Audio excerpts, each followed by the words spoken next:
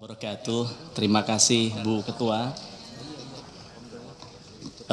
Yang terhormat Pak Dirut Pertamina, Pak Simon beserta seluruh jajaran yang sudah hadir pada kesempatan hari ini. Kami mengapresiasi kehadiran panjenengan semua dan kami mengapresiasi juga atas paparan dari Dirut Pertamina dan beserta beberapa jajarannya tadi soal kesiapan mudik Lebaran, Pak. Tentu ini sedikit membuat tenang kami dan masyarakat Indonesia, Pak. Namun innalillahi wa inna ilaihi roji'un, Pak. Di tengah bulan suci Ramadan, hari ini seluruh rakyat marah, Pak. Marah besar. Bahkan kami punya saudara, Pak, setiap hari, setiap ketemu kami selalu mengungkapkan kemarahannya. Mereka kecewa begitu mendalam terhadap Pertamina karena mereka merasa tertipu bertahun-tahun selama ini, Pak. Seperti yang telah kami sampaikan di awal bulan Desember yang lalu tentang kualitas BBM Pertamina yang dipertanyakan oleh banyak masyarakat kami, hari ini kekhawatiran kami di tahun lalu, Pak, bom waktu itu benar-benar meledak, Pak. Maka pada kesempatan hari ini, pada RDP kali ini, jujur saja, Pak, kami sedikit kecewa. Kami tunggu-tunggu dari tadi paparan soal terupdate Pertamax oplosan, tapi tidak ada sebait kata pun yang menjelaskan soal itu di kesempatan pagi hari ini. Padahal kami menunggu-nunggu rapat ini dari berminggu-minggu yang lalu. Sampai kami coba ingatkan di grup Komisi 6 dan sebagainya. Dan alhamdulillah hari ini terlaksana. Tapi juga tidak bisa mengurangi kegundahan kami dan masyarakat kami, Pak. Maka harapan kami korupsi yang sudah ditangani oleh kejaksaan, yaitu Pertamax oplosan yang katanya sudah merugikan negara lebih dari 1.000 triliun rupiah ini, Pak. Dan juga bahkan yang kemarin yang terupdate, ditemukan juga adanya kontrak oplosan antara Pertamina dengan pihak swasta yang sudah berjalan sejak tahun 2017. Maka saya berharap ada penjelasan sejelas-jelasnya, Pak, nanti di akhir sesi ini, Pak. Karena jika benar, maka ini adalah orkestrasi kejahatan totalitas yang masif dan terstruktur, Pak. Dari hulu ke hilir yang sudah terjadi bertahun-tahun. Ini di mata kami bukan hanya sekedar korupsi yang merugikan negara, Pak. Tapi ini adalah korupsi yang merugikan, menyakiti dan mengkhianati rakyat kita, Pak. Bahkan tadi malam, Pak Simon, ketika kami mau tidur, Pak, kami mendengar satu berita yang di-share oleh kawan kami di grup Komisi 6, Pak. Menangis hati kami, Pak. Sama tahu di grup itu apa, Pak? Pernyataan dari Kejaksaan Agung bahwa mereka menemukan grup WA yang judul grupnya adalah orang-orang senang. Na'udzubillah min syarri dzalik, Pak. Jadi ternyata mereka melakukan selama ini dengan kesadaran, Pak. Dengan menari-nari di atas penderitaan rakyat, merampok bukan hanya dari negara tapi juga dari rakyat kami, Pak. Kemudian Pak Dirut, baru-baru ini Menteri SDM mengatakan akan membangun kilang minyak yang dibiayai oleh Danantara dengan biaya mencapai 500 triliun rupiah. Lah jadi selama ini Pertamina tidak punya kilang baru, Pak. Padahal ketika 2019 yang lalu kami duduk di sini, ketika di situ di tempat Bapak ada namanya Bu Nike, saat itu menyampaikan bahwa RDMP Balikpapan maksimal tahun itu akan selesai, tapi nyatanya ternyata kami baru tahu sampai tahun 2025 itu tidak tuntas juga, Pak. Sedangkan hari ini kebutuhan BBM kita 1,6 juta barel per hari. Padahal targetnya pada tahun 2025 ini sudah bisa memproduksi 2 juta barel, Pak. Artinya kita bukan lagi hanya impor, tapi kita surplus, kita bisa melakukan ekspor BBM. Tapi ternyata semua itu hanya mimpi dan ilusi, Pak. Karena maunya oknum-oknum Pertamina hanya impor dan impor saja, Pak. Jadi saya melihat bahwa sebenarnya Pertamina adalah bagian dari mafia migas, Pak. Karena ternyata mafia migas telah mempengaruhi Pertamina agar menunda-nunda pembangunan kilang, Pak. Di sisi lain juga ada kebobrokan dalam manajemen SDM di Pertamina. Mantan orang dalam Pertamina, mantan orang dalam Petral, entitas mafia yang sudah dibubarkan negara karena tempat sarangnya mafia di dalamnya, malah ternyata Dirut Pertamina saat itu, salah satu orang Petral saat itu menjadi Dirut Pertamina Patraniaga. Maka tidak heran, maka kemudian namanya Rifa bekerja sama dengan geng mafia melakukan perampokan yang begitu besar terhadap duit negara kalau itu betul terjadi begitu, Pak.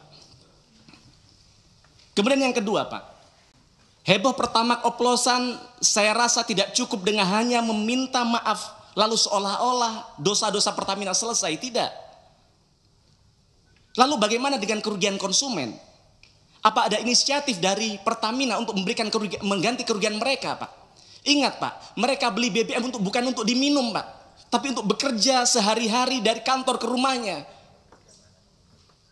Saya maka tidak bayangkan kalau seandainya kemudian oksigen dikelola oleh Pertamina, jangan-jangan dioplos dengan karbon dioksida.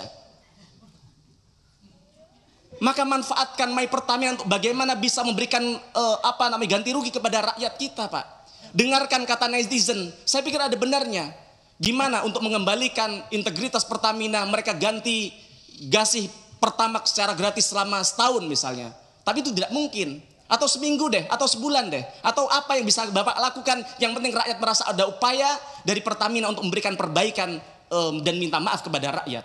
Ingat, para founding father kita mendirikan Pertamina dengan tetes darah dan keringat. Bagaimana kemudian hari ini dihancurkan oleh internal Pertamina sendiri, yang ini harus dikembalikan oleh Bapak. Kemudian juga kalau kita bicara lingkungan hidup kita, hasil uji lab BBM Pertamina hasilnya di bawah standar, di bawah ketentuan Kementerian LHK. Kandungan sulfur Pertamax ternyata sama dengan Pertalite yang 500 ppm, Pak. Bayangkan, standar Euro 4 saja, RON 92 kandungan sulfurnya harusnya hanya 50 ppm.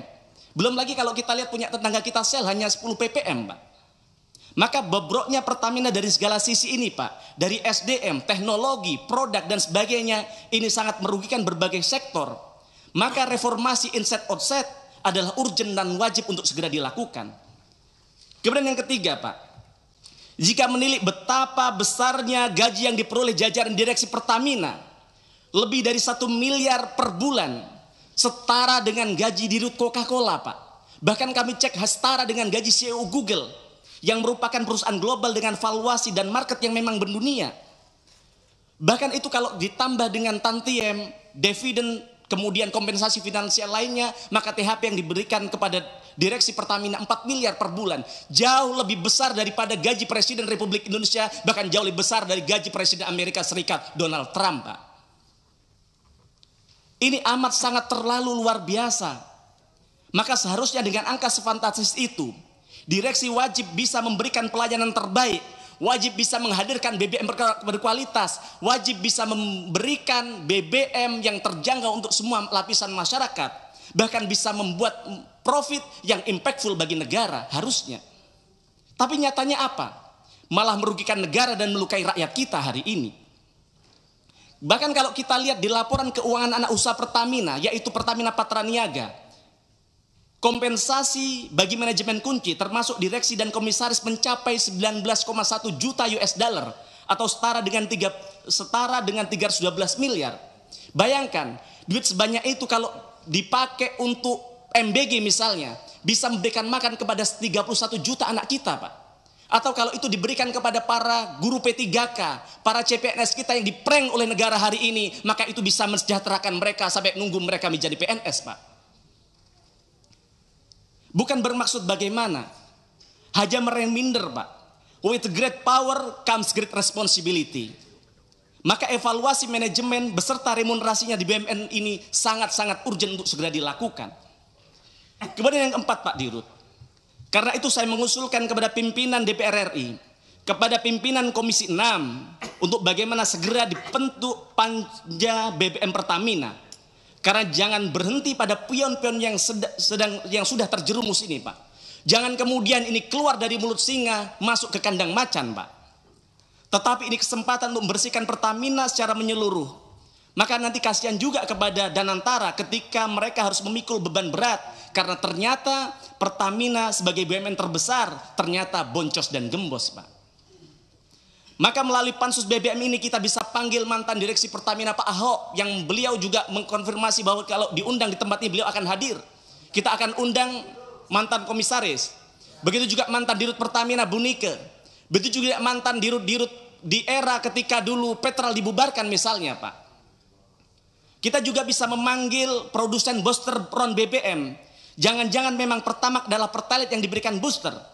Maka di kesempatan ini juga saya membantah pernyataan PLT Dirut Pertamina Patraniaga ketika rapat dengan Komisi 12. Beliau menyatakan bahwa tidak ada aditif yang bisa menambah RON. Kenyataannya, Pak PLT, kenyataannya ketika Bapak buka Google, ketika Bapak buka e-commerce, banyak sekali perusahaan yang kredibel, yang menjual aditif, yang menjual booster, yang bahkan menjanjikan bisa menaikkan 5 poin. Misalnya dari RON 90 ke 95 yang jauh lebih besar dari Pertamax begitu. Maka saya sangat yakin masih banyak mafia, koruptor, penjahat lain yang masih bercokol di Pertamina ini. Mereka tinggal menunggu giliran saja untuk duduk pada posisi strategis. Yang artinya Pertamina tidak akan pernah sehat karena di dalam tubuhnya masih tersebar virus-virus yang dorman. Sedang tidur dan menunggu time yang tepat untuk bangun, atau bahkan mereka bangun cuman belum ketahuan, Pak.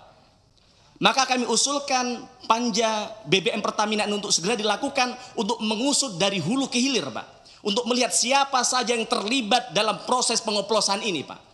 Maka Bapak harus belajar dari Presiden Georgia. Bagaimana Georgia, Pak? Saat itu adalah negara dengan polisi lalu lintas terkorup di dunia.